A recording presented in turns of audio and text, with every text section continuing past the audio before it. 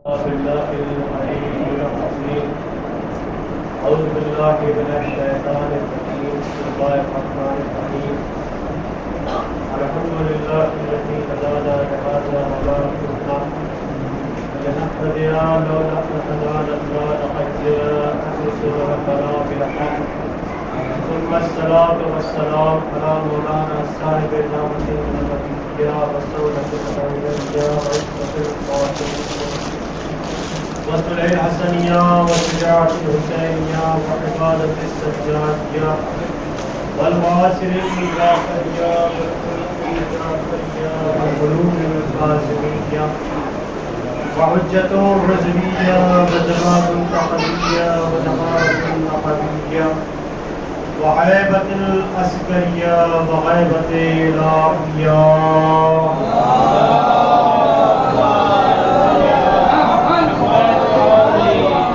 أما بعد فقد قال رسول الله صلى الله عليه وآله وسلم بسم الله الرحمن الرحيم أولنا محمد ووسطنا محمد آخرنا محمد وكلنا محمد صلوات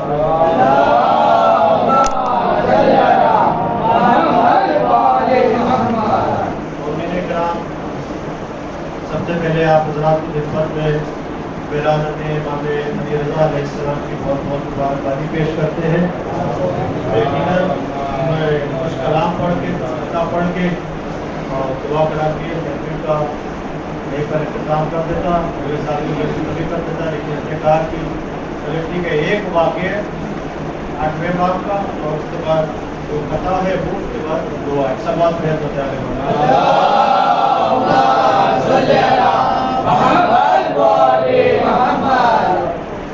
رسول اللہ کی بڑی مشہور و معروف حدیث ہے, بڑی آسان اور سادے لفظوں والی حدیث ہے کہ اولنا محمد اوسطنا محمد آخرنا محمد وکلنا محمد. میرا پہلا بھی محمد, میرا اوسط بھی محمد, میرا آخر بھی محمد اور ہم سب کے ساتھ محمد ہے.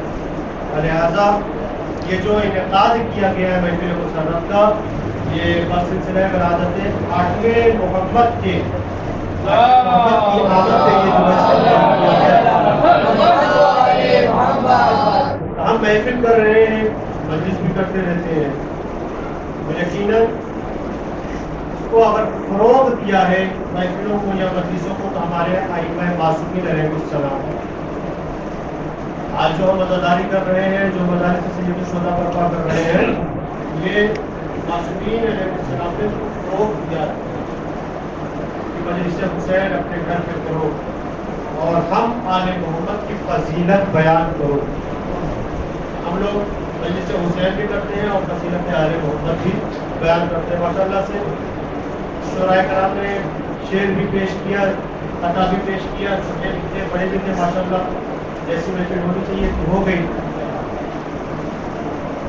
یہ شعراء کرام کا مرتبہ اور احترام ہمارے معصومین علیہ السلام نے کر کے بتایا ہے کہ ان کی عظمت کیا ہے. ان کا احترام کرو. بھائی دیوبند کو کون نہیں جانتا,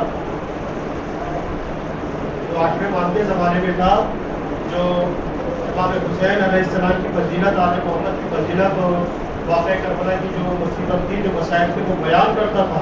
8ویں امام کے گھر میں روز آتا تھا ماہ محرم. مولا خوش بھی ہوتے تھے, اس کو داد و تحسین سے نوازتے بھی تھے. تم نے میرے جد کا مسائل پڑھا ہے, ہماری فضیلت بیان کی, لہٰذا کہ ہماری طرف سے رکھو. دیوبند کار کرتے تھے, نہیں بولا بس آپ کی معرفت ہی ہمارے لیے کافی ہے. آپ جیسا ہمارا امام ہے یہی ہماری نجات کے لیے کافی ہے کہ اس سے زیادہ آپ کو کیا چاہیے. ایسے ہی ایک واقعہ ملتا ہے کہ دیوبند ایک مرتبہ 8ویں امام علی رضا علیہ السلام کے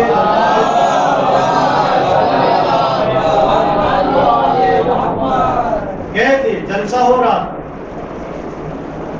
دیوبند نے پڑھا بھی, مولا خوش بھی ہو, اور خوش ہونے کے بعد جب پروگرام یعنی جب جلسہ ختم ہوا تو چونکہ دیوبند جلدی میں تھے اور وہ چاہ رہے تھے کہ ہم نکلے. اس سال ایسا ہوا کہ مولا سے ملے بغیر وہ نکل گئے. تو مولا توہین ہوا کہ کیونکہ مولا ضروری کام کے لیے اندر گئے حجرے میں, وہ کس کام کے لیے گئے تھے آپ سنیے. جب واپس آئے تو پوچھا کہ دیوبند کہاں گئے, کیونکہ دیوبند بھی نہیں گئے تھے. کسی نے کہا, چہنے والے نے کہا کہ مولا وہ تو جا چکے, مولا وہ تو جا چکے. کہا ان کو ذرا روکو. اچھا ٹھیک ہے, روکنے کی بات نہیں ہے, یہ کچھ جو کچھ ہے لے جا کے دیوبند کے حوالے کر دو اور کہہ دو کہ اس کی تمہیں سخت ضرورت پڑے گی, رکھ لو. ضرورت پڑے گی, رکھ لو. جب وہ چاہنے والا پہنچا دیوبند کے پاس, روکا, تیز سواری سے پہنچا, دیوبند نے کہا کیا وہ کہا مولا نے کچھ آپ کو دیا ہے. کہا کیا دیا ہے؟ کہا یہ دیا ہے. اور جب دیوبند نے اس کو کھول کے دیکھا تو مولا نے جو اپنی مخصوص رضا کی, جو عبادت مولا کی, وہ دیوبند کے حوالے کیا اور کچھ جو ہے درہم و دینار دیے. تو دیوبند نے کہا اس کی کیا ضرورت تھی, اس کی کیا ضرورت تھی, مولا ہم کو بنا مانگے عطا کر دیتے ہیں. کہا نہیں, یہ مولا کا حکم ہے, لے کے جاؤ, اس کی ضرورت پڑے گی, اس کی ضرورت پڑے گی. سلام پڑھیں تو پیارے مولا.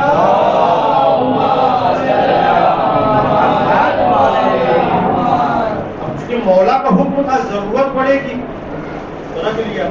اب جب وہ ان کے راستے سے, ایران کے راستے سے جب شہر قم آیا, تو جب وہاں پہ پہنچے زمانے قدیم میں, اب تو اب ایران ہو گیا ہے, قم ہو گیا, مشہد ہو گیا ہے, ظاہر ماشاء اللہ سے یہاں سے زیادہ تر نکلے, لیکن زمانے قدیم میں قم وہ قم نہ تھا. تو جب دیوبند اس راستے سے پہنچے تو دیکھا کہ کچھ ڈاکو ہیں جو سامنے کھڑے ہوئے, رہزن ہے, جو اس راستے سے گزرتا تھا حملہ کر کے ساری دولت کو وہ لوٹ لیا کرتے تھے. جب دیوبند پہنچے تو دیوبند کو بھی چاروں طرف سے گھیر لیا, دیوبند کو بھی چاروں طرف سے گھیر لیا. لیکن یہ علم امام تھا کہ امام نے ایسا پردہ حائل کر دیا کہ جو دولت دیوبند کو دی تھی, ان ڈاکوؤں کی نظر اس دولت پر نہ پڑی. اور کریے گا, اس دولت پر نہ پڑی. پڑھی تو کہاں پہ پڑھی, اس رضا پہ ہوئی. بابا سے جب گہرا صاحب کیا ہے تمہارے پاس, کہا ہمارے پاس کچھ نہیں, جو کچھ ہے بس یہی ہے. تو اس میں جو سردار تھا ڈاکوؤں کا, وہ کچھ شعر بھی پڑھ رہا تھا. پلمبر والے کار کرتے ہیں, لائٹ مین کار کرتے ہیں, جب مست رہتے ہیں اپنے کاروں کو کچھ نہ کچھ گنگناتے رہتے ہیں, ٹائم پاس ہوتا رہتا ہے. تو وہ بھی بیٹھا ہوا کچھ گنگنا رہا تھا. چونکہ دیوبند اتنے مشہور شاعر تھے, وہ پڑھ رہا تھا شعر, تو دیوبند پہچان گئے کہ یہ کس کا شعر ہے. ذرا غور کریے گا, یہ کس کا شعر ہے. عورت مخاطب ہوئے سردار کی طرف, کہا تم کو پتا ہے کس کا شعر ہے؟ ارے کیوں نہیں پتا ہے؟ کہا کس کا کر ہے؟ کہا یہ مشہور شاعر دیوبند کا ہے, مشہور شاعر دیوبند کا شعر ہے. چونکہ دیوبند خود وہاں پہ کھڑے ہوئے ہیں, لیکن دیوبند کو پہچانتا نہیں. کہا دیوبند کو تم پہچانتے ہو؟ کہا نہیں, لیکن شعر اسی کا ہے, شعر اسی کا ہے. اب ایک میسج میں آپ کے حوالے کر دوں, ڈاکو تھا, رہزن تھا, لیکن بتا دیا شعر کس کا ہے. بتا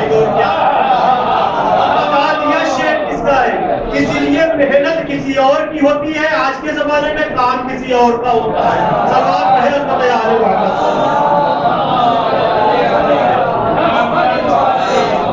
جو خون پسینہ ایک کر کے ایک شعر کہتا ہے, ہم اپنا نام لگا کے اپنے ہی نام کما لیتے ہیں. یہ غلط ہے, یہ غلط ہے. وہ ڈاکو ہے لیکن قبول کر رہا ہے کہ دیوبند کا شعر. کہا کیا ہے تمہارے پاس؟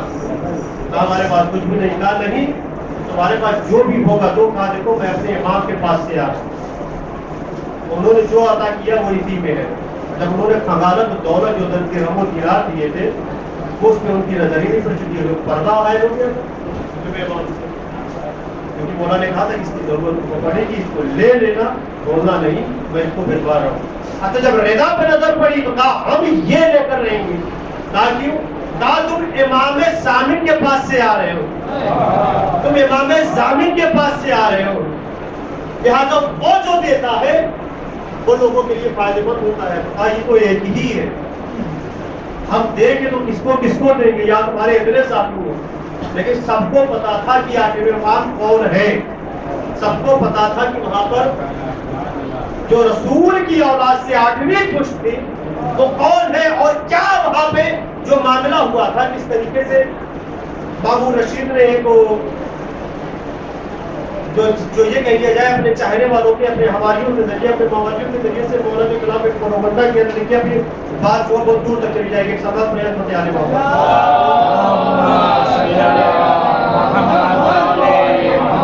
لیکن ناکام رہا سب کرنے میں. دشمن بھی جانتا تھا کہ معرفت کیا ہے. اس نے کہا کہ ہم تو لیں گے، یہی رضا لیں گے. وہ بھی دعویٰ کر رہا ہے، وہ بھی دعویٰ کر رہا ہے، وہ بھی دعویٰ کر رہا ہے. امام نے کہا کس کو دیں گے؟ چاہنے والے نے کہا یہ مانتی رضا ہے، کس کو دیں گے؟ اب یہ ہوا کہ سب نے پکڑ لیا، سب نے پکڑ لیا. دیوبند نے بھی پکڑ لیا، سردار نے بھی پکڑ لیا، سردار کے جو حوالی تھے انہوں نے بھی پکڑ لیا. اب کھینچا تانی ہو رہی، کوئی کہہ رہا ہم لیں گے، کوئی کہہ رہا ہم لیں گے، کوئی کہہ رہا ہے ہم لیں گے. اس کھینچا تانی میں کیا ہوا کہ رضا کے ٹکڑے ٹکڑے ہو گئے، رضا کے ٹکڑے ٹکڑے ہو گئے.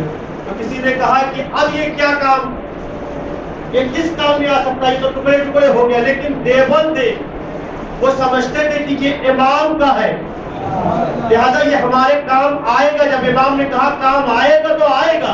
اب جب گھر پہنچے تو کیا ہوا؟ بیوی جس کی روشنی چلی گئی تھی، دیوبند کی جو بیوی تھی آنکھوں کی روشنی چلی گئی تھی، ایک ٹکڑا رضا کا نکال کے اپنی بیوی کی آنکھ پر لگا دیا.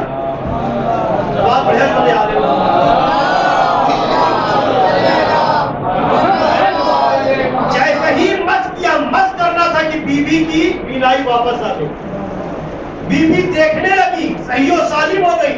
اب یہاں پہ اعتراض یہ ہوتا ہے کہ یہ کیسے ہو جائے کہ رضا کے ایک ٹکڑے سے کسی کی بینائی واپس آ جائے، کسی کی آنکھوں کی روشنی واپس آ جائے. میں ان اعتراض کرنے والوں سے ایک سوال کروں گا کہ یہ بتاؤ کہ جناب یعقوب یوسف کے غم میں کتنا روئے؟ تو جوان بنا اتنا روئے کہ آنکھیں سفید ہو گئی. تو پھر بینائی آئی کیسے؟ کہا ایسے آئی کہ یوسف کا خون آلود پیرہن ملا، کرتا ملا. تو جب وہ کرتا ملا تو یعقوب کی آنکھوں سے لگایا گیا، آنکھوں پہ لگایا گیا تو بینائی واپس آئے گی. تو میں نے کہا ایک خون آلود کرتا جب یعقوب کی آنکھوں سے لگایا گیا تو آنکھوں کی بینائی آ گئی، اور وہ جو فخر یوسف و یعقوب ہو. سلمان پہ حضرت آل محمد.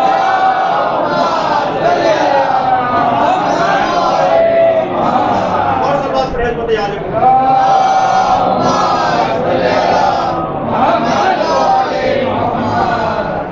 فقیر لفظ ہوں، اب لیجیے یہاں سے میں ادا کرتا ہوں کہ فقیر لفظ ہوں سرکار امام رضا.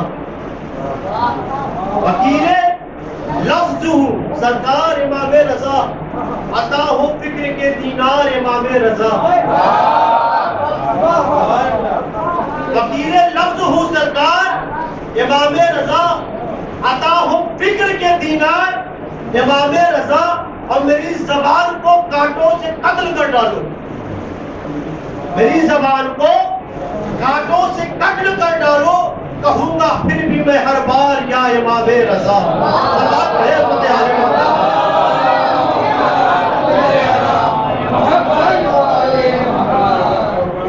میں نے پچھلی دفعہ وہ مجلس ہوئی تھی، اس میں یہ کلام پیش کیا تھا اور صاحب کو ماشاء اللہ سے اچھا لگ گیا. تو میں پڑھ دیتا ہوں. دیکھیے یہ ہمارا نہیں ہے، یہ ہمارے عزیز، ہمارے دوست، ہمارے شاعر نقیب بنارسی صاحب کا، ان کا کلام میں آپ کے سامنے پیش کر رہا ہوں. سب آپ رحمت تیار ہیں.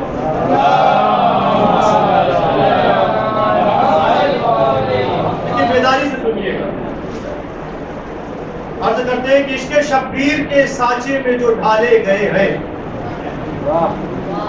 عشق شبیر کے سانچے میں جو ڈھالے گئے ہیں، عشق شبیر کے سانچے میں جو ڈھالے گئے ہیں، بنت پیغمبر اکرم کی دعا لے گئے ہیں.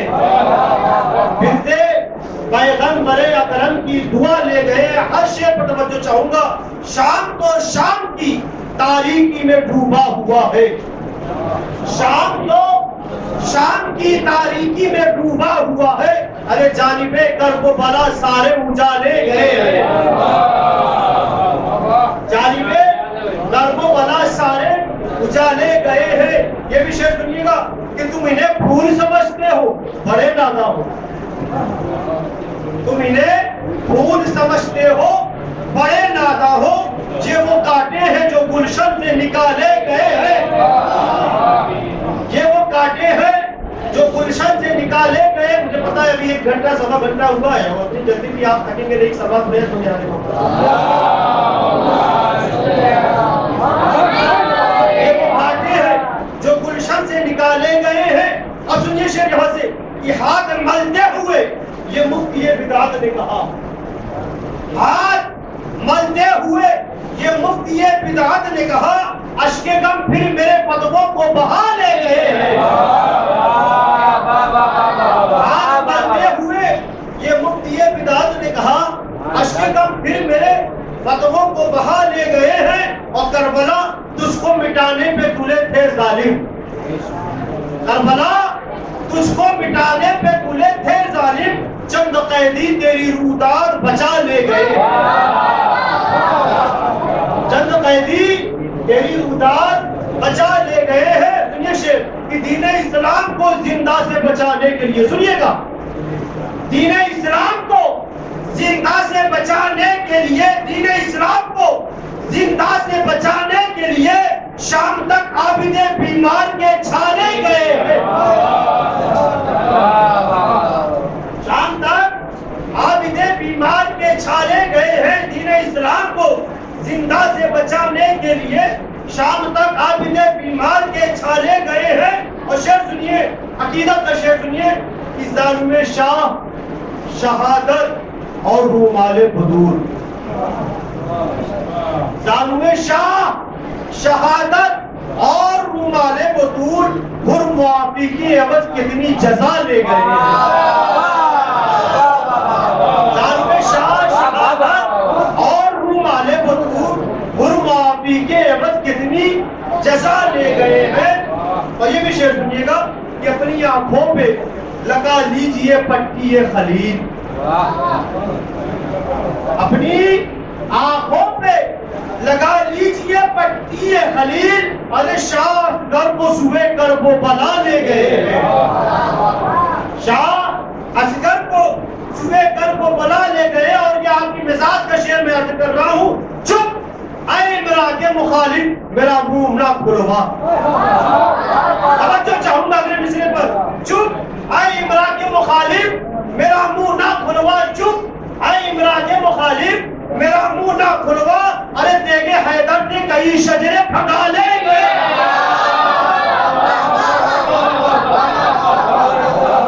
چپ اے عمران کے مخالف میرا منہ نہ کھلوا. دیگے حیدر سے کئی شجرے پھگا لے گئے ہیں. آخری شعر سنیے گا.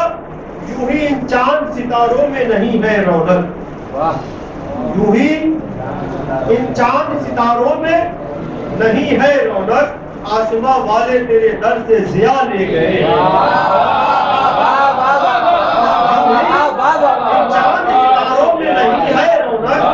آسماں والے تیرے در سے ضیا لے گئے. ایک سلام پڑھے حضرت علی محمد.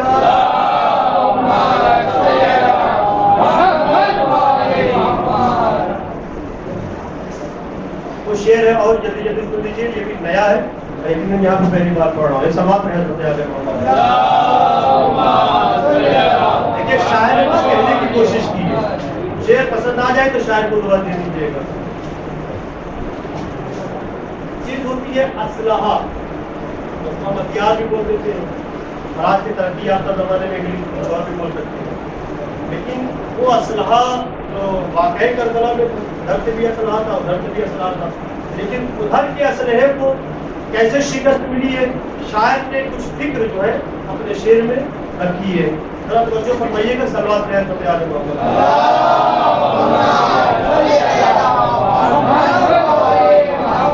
سنیے گا. ویسے تو مانا جاتا ہے جرار اسلحہ. منظر بھائی ویسے تو مانا جاتا ہے. اجاز بھائی شبیر بھائی آپ بہت اندر دکھ نہیں رہتے. صلوات رہے حضرت علی محمد پر. دکھ نہیں رہے. ویسے تو مانا جاتا ہے جرار اسلحہ. سنیے. ویسے تو مانا جاتا ہے جرار اسلحہ. ویسے تو مانا جاتا ہے جرار اسلحہ.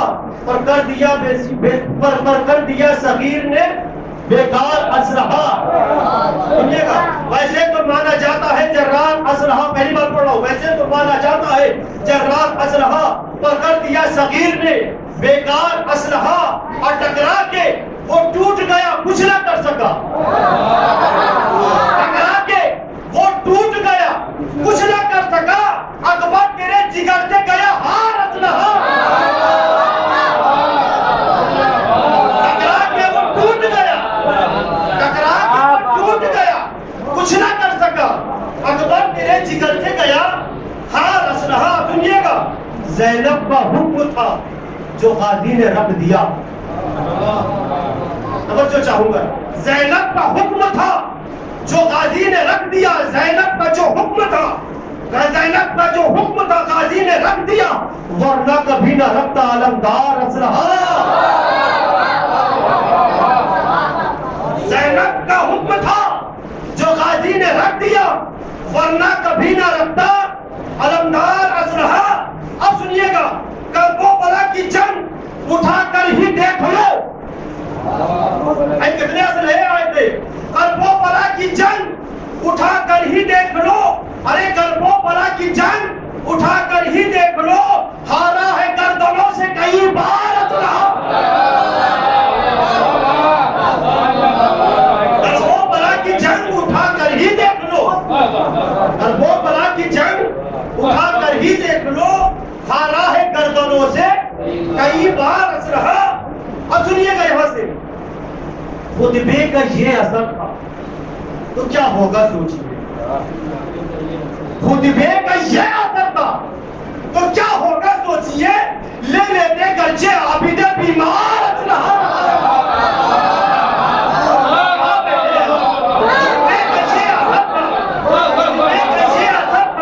تو کیا ہوگا سوچیے، لے لیتے گرچہ عابد بیمار اسلحہ۔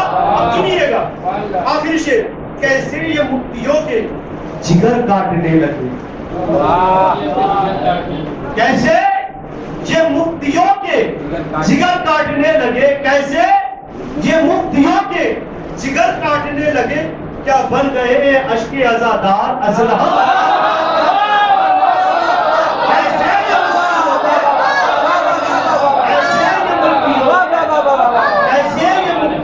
جگر کاٹنے لگے، کیسے یہ مفتیوں کے جگر کاٹنے لگے، کیا بن گئے اشک عزادار اسلحہ۔ بسم اللہ الرحمن الرحیم، ان اللہ وملائکتہ یصلون علی النبی یا ایھا الذین آمنوا صلوا علیہ وسلموا تسلیما۔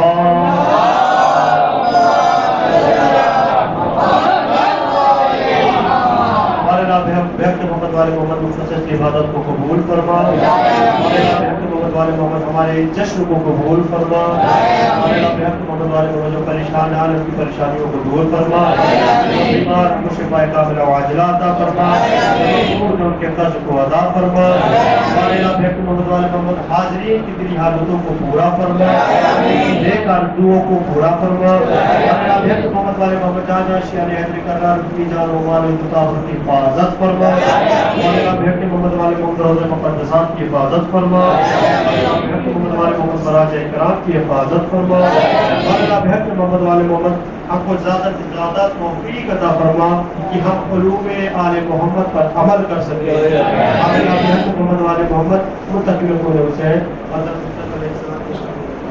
ہم کو کیا باور صاحب شمار فرما۔ آئیے مل کے دعائیں میں زبان کرتے ہیں، بسم اللہ الرحمن الرحیم، اللہم کل ولیک حجت الحسن العسکری صلوات علیہ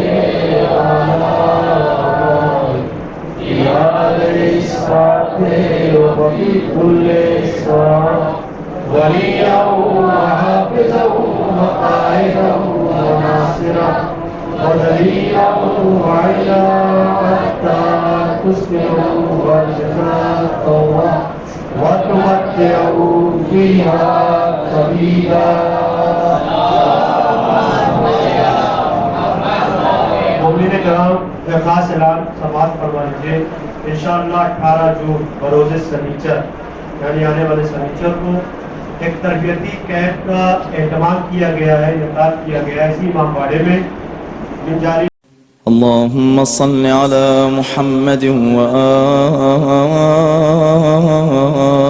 محمد